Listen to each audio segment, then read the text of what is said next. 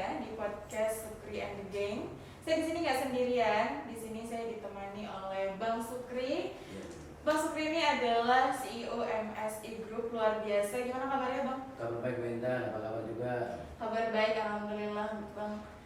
Jadi lagi-lagi kita di sini akan membahas soal jurnalistik. Bang, wartawan itu kan punya hak untuk beropini. Ya. Ada nggak sih, Bang, ruang-ruang untuk wartawan beropini? Ya, kita setiap media yang tergabung di situ ada wartawannya, baik itu pimpinan redaksi, itu wartawan, bisa diberikan hak untuk beropini. Namun opini yang disajikan itu tidak seperti kita menyajikan berita yang objektif gitu. Dia membuat opini versi dia. Tidak ada salah. Tidak ada yang salah tatkala mereka wartawan membuat opini.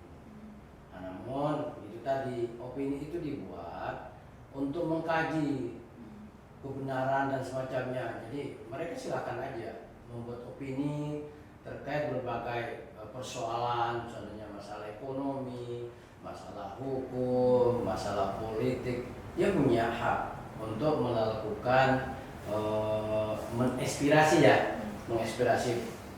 apa yang mereka miliki. Justru kalau saya wajib wartawan membuat opini, namun opininya tidak seperti yang berita-berita yang tidak benar gitu.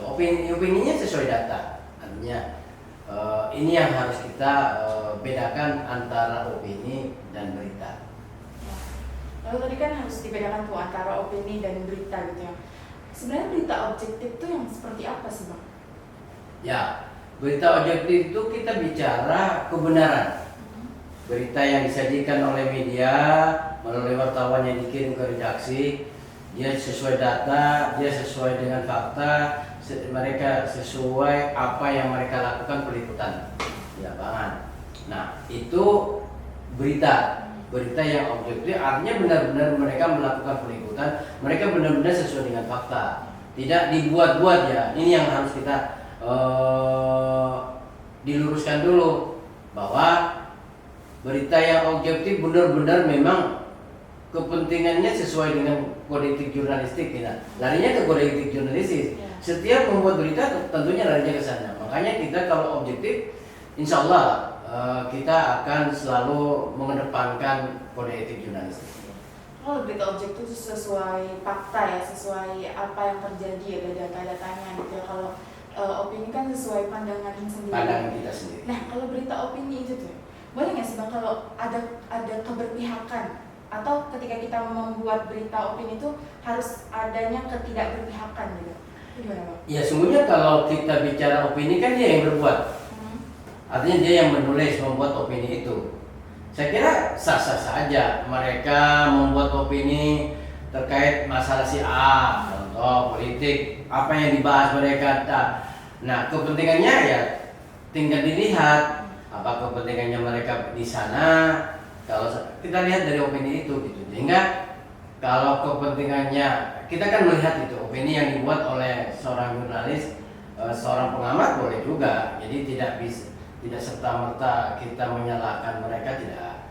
Karena memang ada ruang membuat opini gitu. Jadi pengamat boleh, jurnalis boleh. Artinya ruang-ruang itu tinggal kita bagaimana dimanfaatkan yang sekiranya memang benar-benar gitu. Pandangan-pandangan, terobosan-terobosan mereka memang benar-benar sesuai gitu. Jangan sampai membuat opini negatif. Nah, gini. Sehingga kalau kita membuat opini negatif, nanti masyarakat menilainya, oh ini memihak sana, oh ini memihak sini. Ini yang seorang wartawan yang harus kita hindari. Makanya kita mencoba semua wartawan yang ada MSI Group, kita berikan ruang untuk menulis, untuk membuat opini, silahkan. Mereka buat feature, silahkan. Artinya mereka leluasa ya.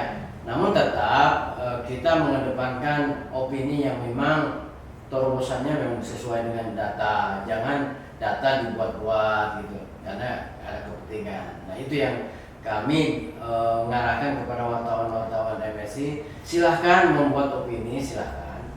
Tapi itu tadi, opini dibuat dengan kemampuan dasar mereka gitu, yang sesuai. Jangan nanti tadi ini buat opininya akhirnya negatif. Iya. Sebenarnya berita opini itu sah-sah aja ya Bang sebenarnya. Ya, sah-sah aja beda. Tidak ada yang melarang opini, silakan aja seorang jurnalis membuat opini sesuai dengan pandangan-pandangan mereka. Justru kita diuntungkan ya, punya wartawan seperti itu diuntungkan karena mereka sudah kreatif. Dia sudah bisa berbuat, dia melakukan pemikiran-pemikiran, oh ini, tapi tetap dia dalam pengawasan. Takutnya nanti salah ya menafsirkan yang mereka keluarkan dengan cara opini tadi. Jangan sampai nanti membuat heboh malah kan gitu. Jadi sehingga nanti itu, jadi tetap kalau MSI Group memberi ruang kepada jurnalis untuk melakukan opini, tapi tetap memberikan ada yang kiat-kiat yang sekiranya tidak membuat opini negatif. Yang penting konteksnya tuh nggak negatif dan tidak merugikan. Itu yang sangat penting. Suatu pihak gitu ya. Ya silakan aja opini mereka, yang penting netral, tidak ada kepentingan apa-apa. Mereka berbuat sesuai dengan yang mereka alami ya. Selama ini kan wartawan tahu penting ke lapangan, kalau penting narasumbernya ini atau masalah politik, apalagi politik tahun 2024 ini hanya di wartawan bisa membuat ya. Hanya tadi kita untuk menjaga netralitas hanya membuat itu tadi, artinya jangan sampai nanti membuat opini yang menyudutkan. Nah ini nanti orang kan mempertanyakan kredibilitas mereka gitu. Iya betul.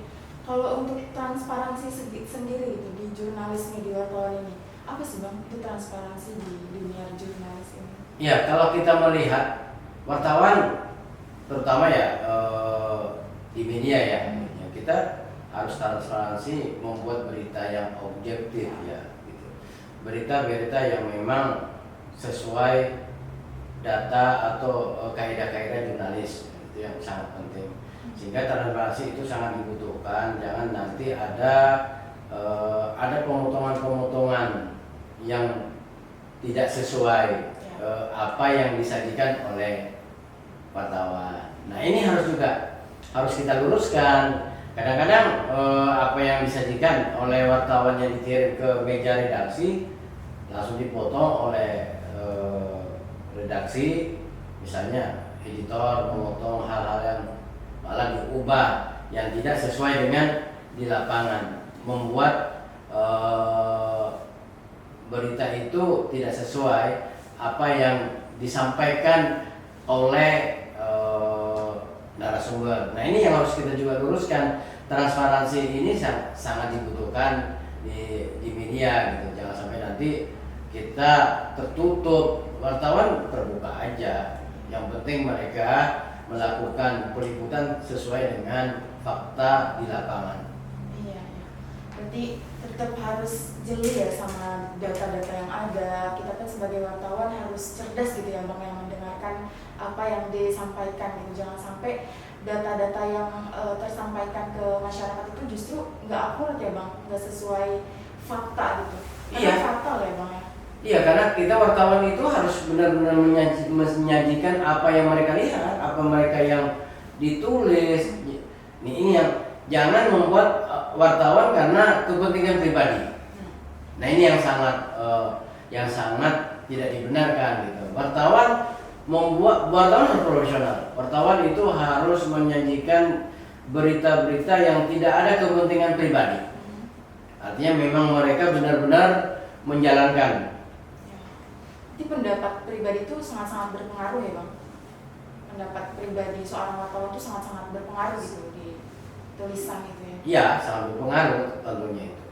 Jadi kita harus berhati-hati ya Bang ketika menulis berita, ketika menyajikan berita, karena kan apapun itu sebenarnya sebagai wartawan itu kita harus menyajikan berita yang sesuai fakta, akurat gitu ya Bang ya. Jadi gimana nih Bang, mungkin ada pesan-pesan untuk para wartawan supaya berhati-hati gitu, karena pendapatnya itu sangat sangat berpengaruh ya Bang. Oke, jadi intinya kita wartawan itu harus memegang dulu, memegang apa yang namanya kode etik jurnalistik, itu yang sangat diutamakan. Kedua, mereka harus punya integritas, Ya.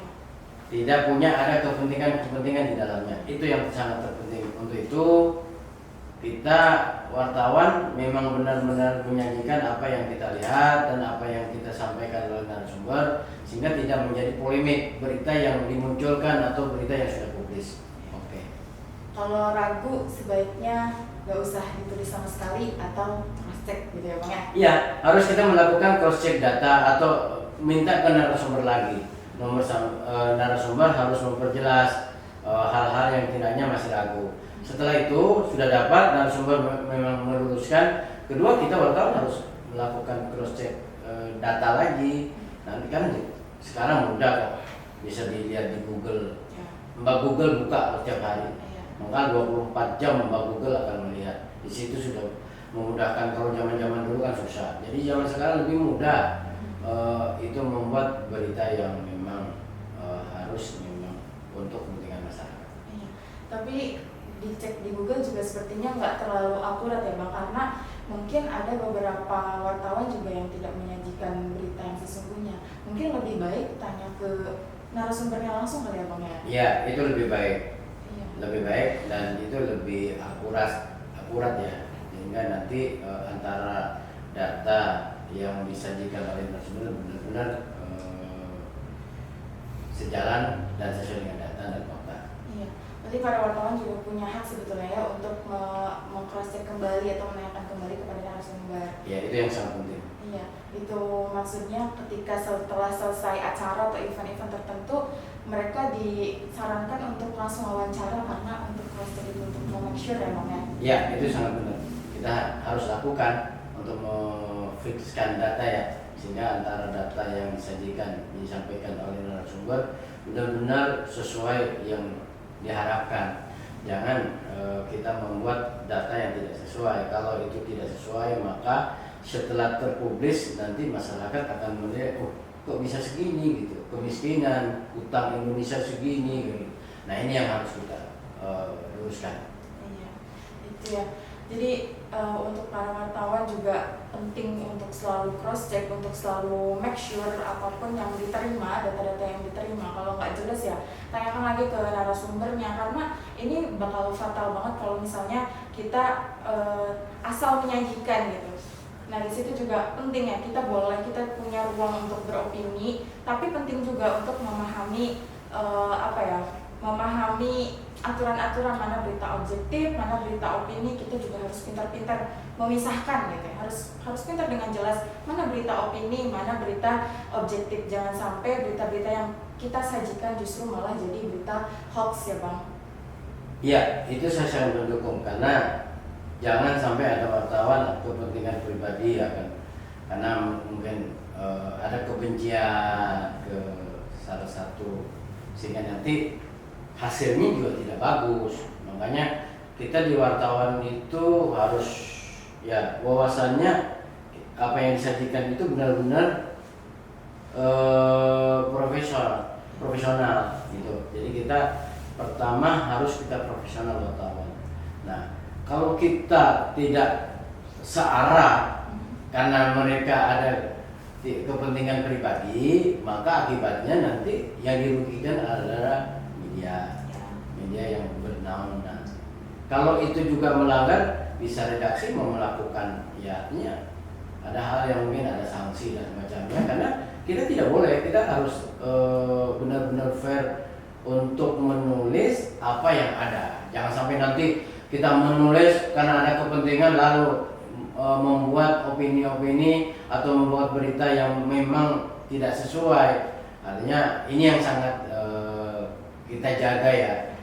MSN Group kita harus menjaga marwah itu. Jangan sampai nanti ada wartawan, ada kepentingan pribadi, ada kebencian ke salah satu pihak, hanya tidak objektif dari berita itu. Iya, itu Itu ya teman-teman. Terima kasih banget Bang, banyak banget insight, banyak banget ilmu yang luar biasa yang mungkin tersalurkan kepada teman-teman penonton nanti ya, khususnya para wartawan yang membutuhkan ilmu-ilmu ini basic yang harus diketahui oleh semua wartawan. Terima kasih Bang, luar biasa. Semoga Abang gak kapok-kapok untuk datang ke podcast Ukraine Again ini. Terima kasih, sampai jumpa. Assalamualaikum warahmatullahi wabarakatuh. Waalaikumsalam.